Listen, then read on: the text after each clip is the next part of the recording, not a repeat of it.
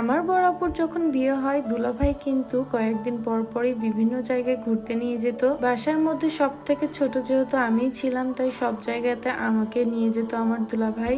আমার বড় আপুর যখন বিয়ে হয় আমি অনেকই ছোট ছিলাম, মানে আমার মেয়ের সমান আমি ছিলাম। খুব একটা মনে পড়ে না এই ভদ্রা পার্কের কথা, তবে অ্যালবামে দেখেছি আমাদের 3 ভাই বোনের ছবি আছে, দুলাভাই তুলে দিয়েছিল।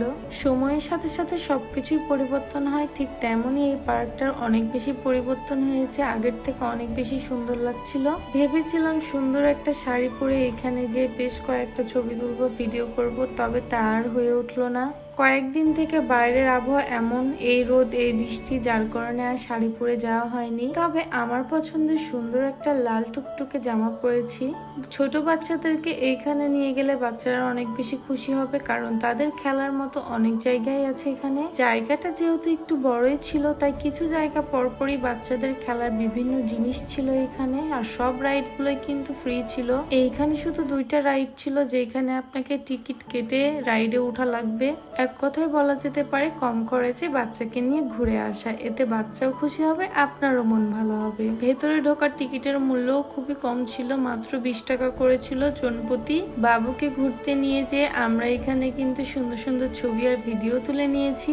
আমাদের দুইজনের প্রেম করে বিয়ে হয়েছে ঠিকই, তবে আমাদের প্রেমের বয়সটা খুবই অল্প ছিল। আর যাই বলেন না কেন, ননদের সাথে কোথায় ঘুরতে যাবেন আর ঝামেলা হবে না এমন তো হতেই পারে না। ননদকে নিয়ে ঘুরতে এসে যেন মনে হচ্ছে বিপদে পড়ে গেছে। এই ভাল্লুকটা নাকি আমার বন্ধু, আমার ননদ তাই বলছিল, যা নিয়ে আমাদের মধ্যে অনেক বড় ঝামেলা শুরু হয়ে গেছে। এখানে তো আমি রাগ করে চলেই আসছিলাম, তবে এমন কিছুই না, আমরা এখানে একটু দুষ্টামি করে ভিডিও করছিলাম। আমাদের ননদ ভাবির সম্পর্ক আলহামদুলিল্লাহ অনেক বেশি ভালো।